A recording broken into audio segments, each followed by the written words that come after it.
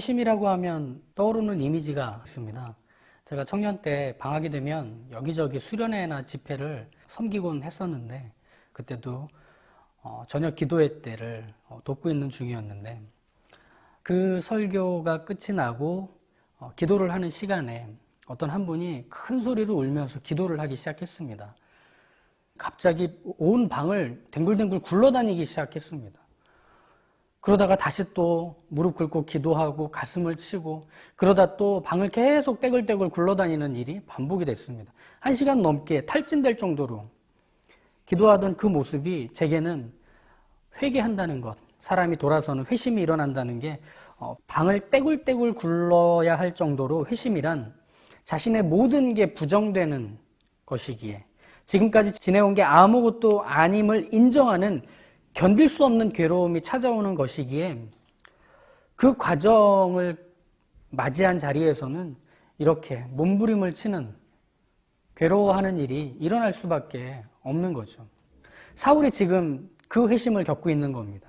지금까지 자신이 살아온 모든 게 틀렸다, 그리고 잘못되었다 라고 하는 외부의 소리가 생생하게 들려온 겁니다. 그 소리를 듣자 자신이 옳다고 여겨서 그 목표를 향해 살아왔던 이 삶들이 다 부정되는 이 사실, 견딜 수 없는 거죠. 마치 손가락이 돌로 된 맷돌에 집어넣어져서 갈리는 것 같은 통증과 괴로움이었을 겁니다. 그럼 그렇게 괴로워해야 할 정도로 사울이 나쁜 삶을 살았을까요? 사울 정말 못된 사람일까요? 그렇지 않습니다. 사울은 정말 열심히 살았습니다. 최선을 다했습니다. 사울의 출신도, 그의 신분도, 그리고 그가 갖고 있는 신앙도, 학력도, 심지어 실력까지도 당시 누구에게 대도 자랑할 것들 뿐인 사울의 지금까지의 삶이었습니다. 그리고 사울은 자신의 삶의 목표를 분명하게 하나님으로 정하고 대단히 뜨겁게 열정적으로 살아왔던 거죠.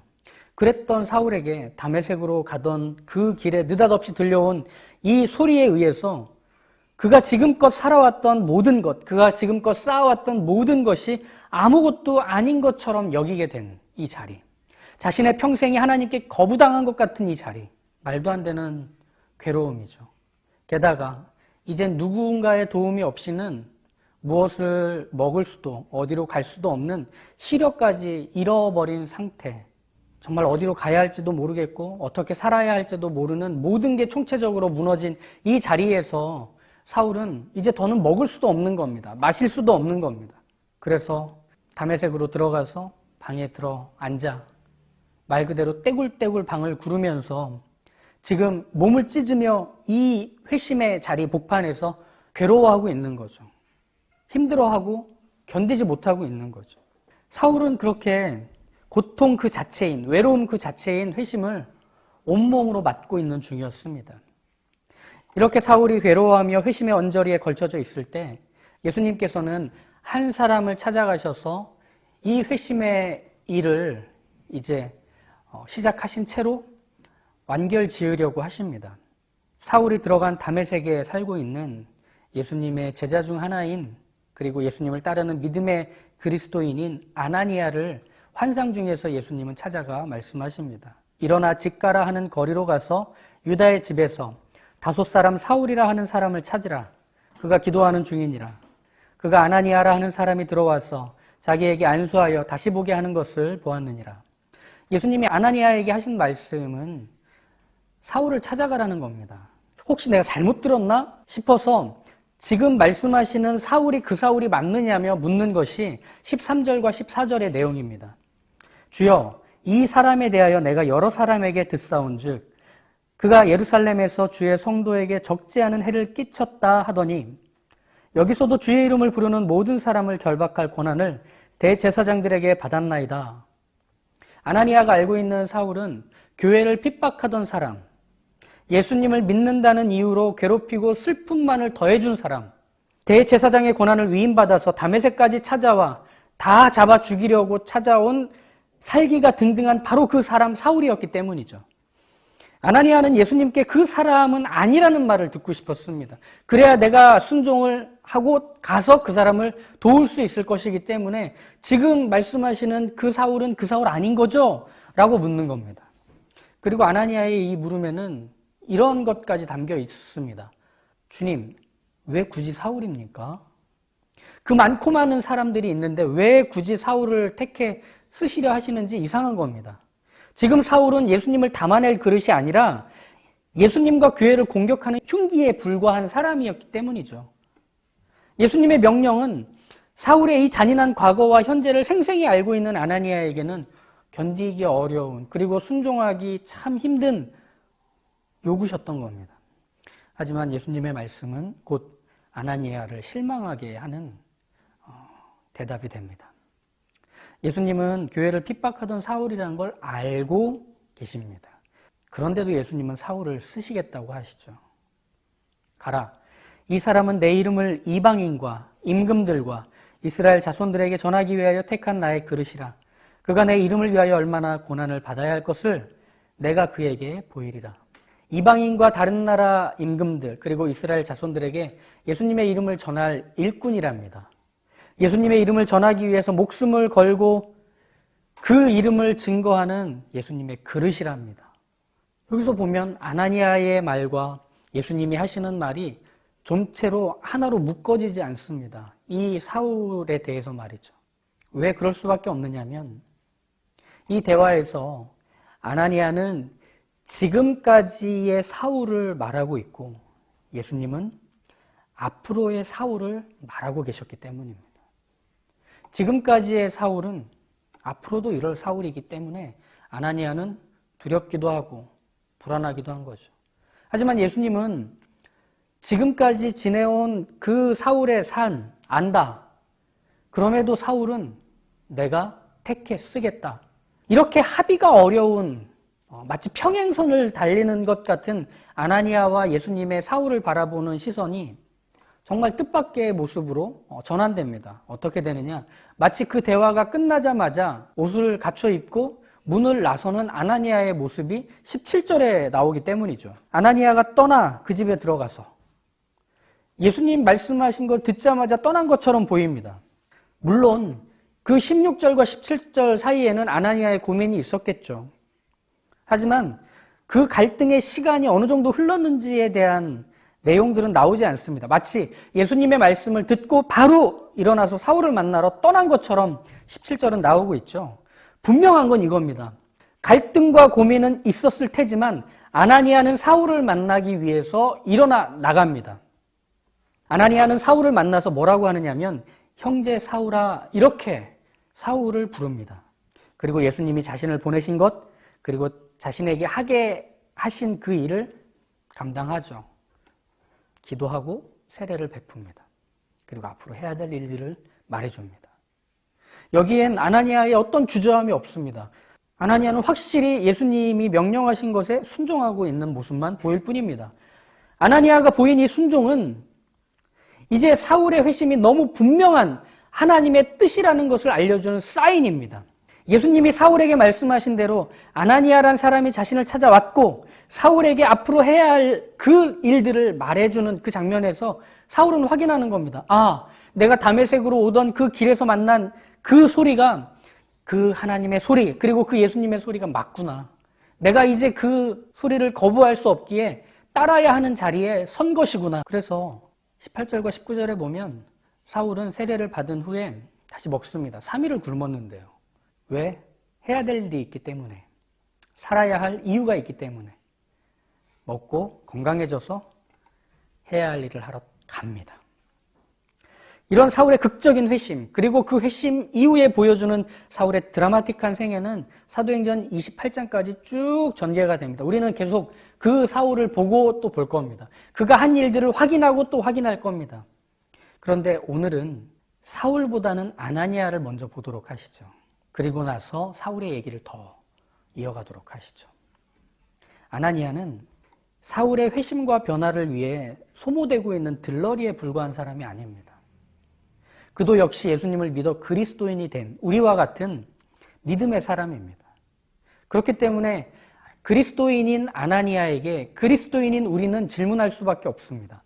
예수님의 말씀을 사실로 받아들여서 따르기엔 그 사울을 만나러 간다는 사실은 너무나 불편하고 두려운 그리고 또 이상한 일이 아닌가 그런데 어떻게 순종하고 따를 수 있는가 하는 거죠. 앞서 말했듯이 아나니아는 교회와 성도들을 잔인하게 괴롭히고 그리고 눈물을 흘리게 만드는 이 사울의 모습을 알고 있는데도 예수님이 가라 하셨기에 갑니다. 이상하고 싫은 그 일을 해야 하는 거죠. 그게 그의 순종이었습니다. 이런 이상한 일을 해야 했던 건 우리가 앞서 봤던 빌립 집사도 그렇습니다. 주의 사자가 나타나서 얘기하죠. 일어나라. 남쪽으로 내려가라. 거긴 광야였습니다. 사람들의 통행도 빈번하지 않고 만나야 할 사람이 사는 곳 같지도 않은 그 광야로 내려가라 하시죠. 빌립은 내려갑니다. 그리고 에티오피아 여왕 간다게의 국고를 맡고 있는, 재정을 맡고 있는 그 장관이 지나가는 행렬을 보게 됩니다. 그때 성령이 얘기하시죠. 저 행렬, 그리고 저 수레 가까이로 가라. 아우, 너무 이상하지 않습니까? 빌립에게도 너무 불편한 상황들에 계속 가담하라고 하는 이 성령의 음성, 소리가 참 이상하죠. 그런데 빌립도 아나니아처럼 그 이상한 명령을 지켜서 그대로 합니다. 이 아나니아와 빌립의 공통점은 뭐냐면 이상하게 보일 수 있는 그 일이 맡겨졌을 때 자리에서 일어나 떠났다는 겁니다. 이런 모습은 또 하나 우리가 더 생각해 볼 수 있죠. 예수님이 예루살렘에 입성하시기 전에 제자들 중에 2명에게 말씀하십니다. 너희는 맞은편 마을로 가라. 그리고 들어가면 아직 아무도 타보지 않은 나귀 새끼가 매여 있는 것을 보리니 풀어 끌고 오라. 만일 누가 너희에게 어찌하여 푸느냐 묻거든 말하기를 주가 쓰시겠다 하라. 참 이상한 일을 시키십니다. 그 마을에 들어가서 묶여있는 나귀 새끼를 풀어서 데리고 오려고 할 때 그 나귀 주인이 나타나면 어떡할까요? 도둑으로 몰리는 건 당연합니다. 그럼에도 제자들은 예수님이 말씀하신 대로 맞은편 마을로 갑니다. 정말 묶여있는 나귀 새끼를 보죠. 그리고 그걸 풀어서 가져가려고 하자 정말 마을 사람들이 물어봅니다. 그걸 왜 가져가려고 하느냐? 그때 제자들은 들은 대로 말합니다. 주께서 쓰시겠다 하라. 신기하게도 순순히 그 말을 듣고 마을 사람들은 가게 합니다. 어떤 저항도 없습니다. 그래서 예수님이 그 나귀를 타시고 예루살렘에 들어가죠. 누가복음, 사도행전, 여기서는 이 아나니아의 모습, 빌립의 모습, 그리고 예수님의 그 2 제자의 모습을 이렇게 주목하며 봅니다. 이상하게 보일 수 있는 일이 맡겨지자 그 일을 하기 위해 떠난 사람들이 있더라. 그런데 놀라운 것은 그들이 한 일로 인해서 위대한 사건들의 불이 지펴집니다. 마치 스위치가 켜지는 것 같은 일이 일어납니다. 예수님의 2 제자가 나귀 새끼를 가지고 예수님께 온 후에 예수님은 그 나귀 새끼를 타고 예루살렘에 입성하십니다. 그래서 예수님이 왕으로서 예루살렘에 들어가시는 것, 구약 성경에서 예언한 약속하신 바로 그 메시아가 이분이라는 사실을 제자들이 끌고 온 나귀 새끼에 타신 예수님을 통해 보여주게 되는 거죠. 그런 역할을 이 2 사람이 맡게 된 겁니다. 빌립은 에티오피아 사람에게 세례를 주며 드디어 복음이 예루살렘과 온 유대와 사마리아 그리고 유대교를 넘어서서 이방인들에게까지 전해지는 복음이라는 사실을 비로소 알려주게 됩니다. 아나니아도 그렇죠. 사울이 예수님의 이름을 여러 나라와 민족과 사상과 사회 복판에 선포하여 복음을 전하는 이방인의 사도로 삼았음을 알리는 그 시작 신호와 같이 아나니아의 순종이 바로 그 일을 불을 켜주듯 보여주는 겁니다. 놀랍죠? 엄청나죠? 특별하죠? 그런데 놀랍고 엄청나고 특별하다고 해서 그 순종이 결과를 만들어내지는 않습니다. 그들의 순종으로 예수님이 구약에서 약속한 바로 그 메시아며 왕이 되신 것은 아니기 때문이죠. 그들의 순종으로 에티오피아 재정장관이 예수님을 믿게 된 것도 아닙니다. 그들의 순종으로 사울이 예수님을 믿어 그 복음을 증거하는 증인이 된 것도 아닙니다. 그 순종이 그 결과를 만든 게 아닙니다. 예수님의 2 제자도 빌립도 그리고 아나니아도 말씀하신 걸 순종한 게 전부일 뿐입니다. 그것이 그 결과를 이룰 거라고 그들은 기대하지도 확신하지도 않던 자리에서 일은 일어난 겁니다. 그렇죠. 분명히 순종하기에는 참 어렵고 이상한 그 일들입니다. 그런데 그 어렵고 이상한 일들이라고 해서 그것이 반드시 그 결과로 이어져야 한다는 것은 없습니다. 모세가 이스라엘 민족들을 데리고 광야로 또 가나안 땅으로 가려고 할 때 바다를 만납니다. 뒤에서는 이집트 군대가 달려오고 있고 그 바다를 어떻게 건너갈 수 있는 방법들은 없는 바로 그 자리에서 모세가 지팡이를 든 손을 하늘을 향해 펴니다. 그러자 홍해가 갈라지죠. 이상하지 않습니까? 모세가 손을 들었기 때문에 홍해가 갈라진 걸까요? 사건은 그렇겠죠. 하지만 모세가 손을 든다고 홍해가 갈라지는 게 아닙니다. 그의 순종과 그가 확인하고 있는 결과는 이어지지 않습니다. 도무지 감당할 수도 이해도 안 되는 그 말씀에 순종할 때 순종하는 사람에게는 제법 웅장해지는 거죠, 가슴이. 하지만 그 순종의 결과를 순종이 만들지는 못한다는 겁니다. 수고한 일이 있으니까 순종하는 사람을 중요한 자리에 둬야겠다라고 생각하는 바람에 그 순종이 그 결과를 낼 것처럼 보이지만 사실 순종하지 않아도 결과는 맺힙니다. 왜냐? 그 결과는 오롯이 하나님이 만들어내시는 결과이기 때문입니다. 하나님이 만드신 그 결과, 하나님이 일하신 그 결과가 나타나는 것이기 때문에 순종이 그 일을 만들어낸 게 아니라 하나님이 그 일을 이루신 겁니다. 그렇다면 하나님이 만드시는 결과에 사람의 순종은 그 일이 일어나고 있다는 걸 알리는 신호일 뿐이라는 겁니다. 그럼 이제 생각해 보는 게 순종 안 해도 하나님이 하시고 순종해도 하나님이 하시는 거라면 왜 예수님은 아나니아에게 그러셨듯 빌립에게 그러셨듯 그리고 두 제자에게 그러셨듯 순종을 요구하실까 하는 겁니다. 물이 없다고 원망하는 이스라엘 민족 광야에서 우리가 이집트에 있었더라면 이 꼴을 보지 않을 텐데 내 자녀들이 입이 쩍쩍 말라서 죽어가는 걸 내가 왜 여기서 보고 있는가? 라며 하나님과 모세를 원망합니다. 그때 하나님은 모세에게 얘기하시죠. 모세야, 반석에게 명하여 물이 나오게 하라. 그래서 모세는 이스라엘 모든 백성들을 그 바위 앞에 모으고 그 바위를 향해 지팡이로 2번 칩니다. 마치 재판하듯이. 판결을 내리듯이. 그러자 그 돌에서 물이 나와서 모두가 마실 수 있게 됩니다. 하지만 이런 모세 행동에 대해서 하나님은 분명하게 말씀하십니다. 여호와께서 모세와 아론에게 이르시되 너희가 나를 믿지 아니하고 이스라엘 자손의 목전에서 내 거룩함을 나타내지 아니한 고로 너희는 이 회중을 내가 그들에게 준 땅으로 인도하여 드리지 못하리라 하시니라. 하나님은 이스라엘 백성들이 너무 얄밉고 화가 나서 그들을 보라고 반석을 2번 친 모세에게 오히려 화를 내십니다. 그리고 가나안 땅에 들어가지 못할 거라고 얘기하십니다. 좀 너무한 하나님의 말씀처럼 보입니다. 하지만 이 하나님의 말씀의 의미는 이것이죠. 반석에게 명령해서 물을 나오게 하시는 하나님이 너희의 하나님, 함께 하시는 하나님이다 라는 것을 모세 네가 보여야 한다는 것을 왜 잊었느냐 이것입니다. 생각해 보십시오. 돌에게 말을 해서 너 물을 내놔라 한다고 돌이 물을 내놓는 일은 없습니다. 제주도는 있나요? 삼다수? 불가능한 일입니다. 그런데 하나님은 말씀하시죠. 나는 모든 불가능함 속에서도 나의 백성, 나의 자녀를 기른다. 그런데 모세가 이스라엘 백성에 대해 화가 나서 그것을 2번 치자 물은 나왔지만 거기에는 하나님의 은혜가 담겨서 소개되진 않는 겁니다. 오히려 하나님이 진노하시는 하나님, 그들의 원망과 불평을 가만두지 않으시는 하나님으로만 소개될 뿐입니다. 하나님은 그 얘기를 하시는 겁니다. 모세야, 너를 통해 드러나야 하는 나의 성품과 나의 아름다움은 그것이 아니다. 너의 순종을 통해 내가 누구인지를 알렸어야 하는데 그렇지 못했다라는 얘기셨던 겁니다. 즉 순종은 돌에서 물이 나오게 하는 결과를 만들지는 못하죠. 하지만 순종은 하나님을 닮아가는, 그래서 하나님을 드러내는 그 일을 하는 것이 순종입니다.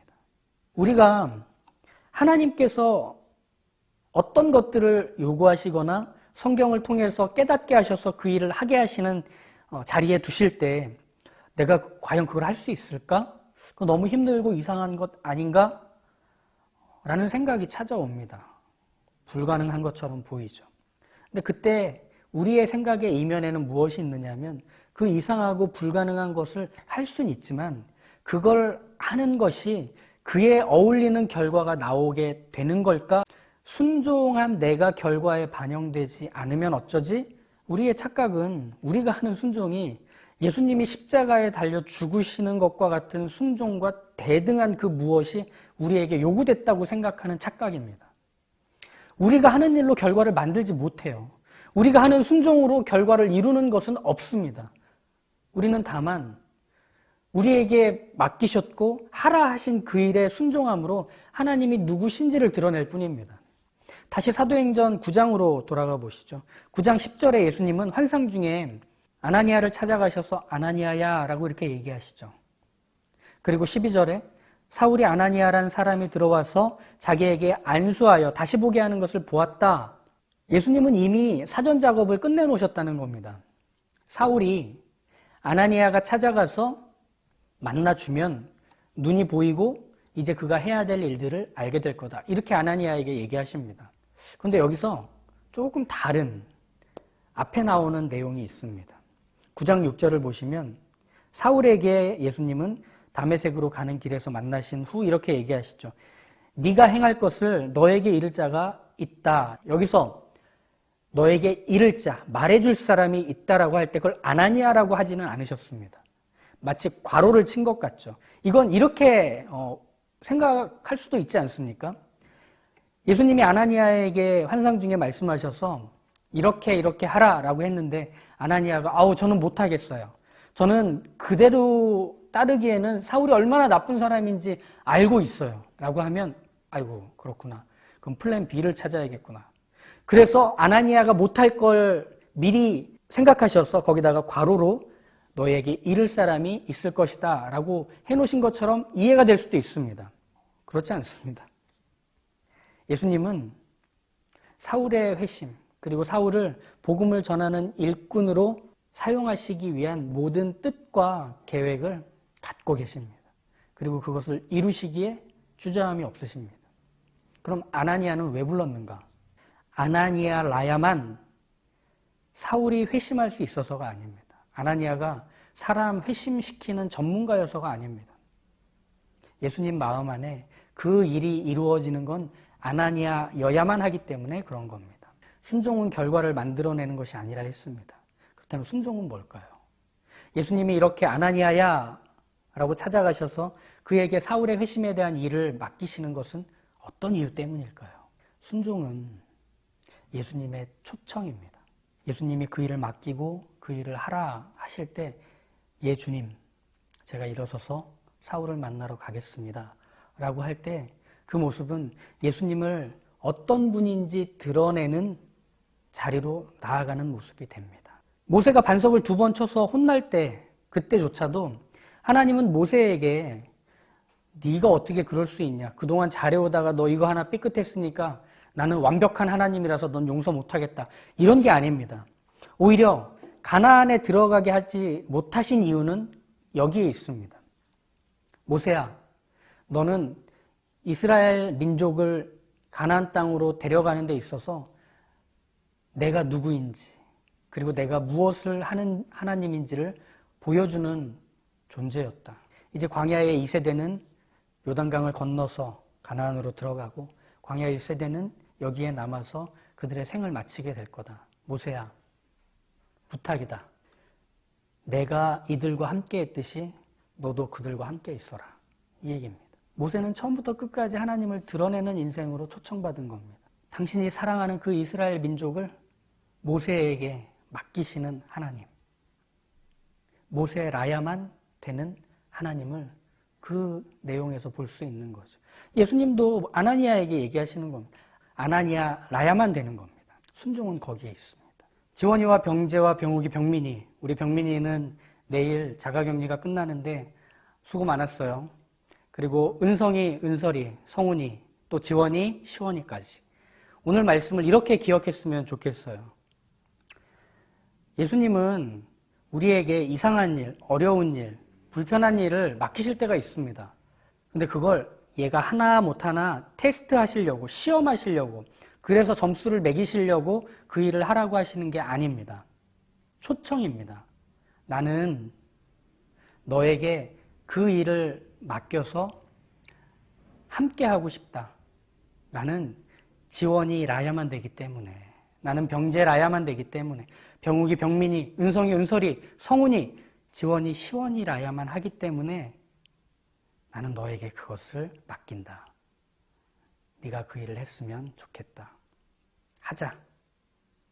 그럼 우리 하면 됩니다. 순종할 일을 알려주시고 그 일을 하라고 우리를 부르실 때 일어나서 가면 됩니다. 그게 꼭 눈빛을 초롱초롱하게 해서 네! 기다렸습니다 하면서 갈 수도 있어요. 그런데 그렇지 않을 수도 있어요.